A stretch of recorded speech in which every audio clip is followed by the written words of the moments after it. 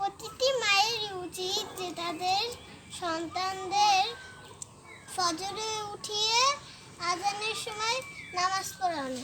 নামাজ পড়িয়ে আগে বাংলা না, আগে আরবি। আগে প্রথমে কোরআন শরীফ পড়িয়ে তারপরে তাকে বাংলা পড়াতে বসবে। তারপরে প্রতিটি মেয়েরই 7 বছরে কিন্তু নামাজ ফরজ। হ্যাঁ, আর প্রতিটি মেয়েদের পোশাক ঠিক করে পরে চলা উচিত, না হলে আজকের যে দুনিয়া এগুলো আসলে ভালো না, বলতে গেলে তাই। কিন্তু তাও পড়া লাগে, কিন্তু ওগুলো না, আবার বেশিগুলো না, একটু কমগুলো পড়া লাগে। তো পর্দা করা মেয়েদের ফরজ। মেয়েরা যেখানে যাবে শুধু ঘরে বসে ভাইয়ের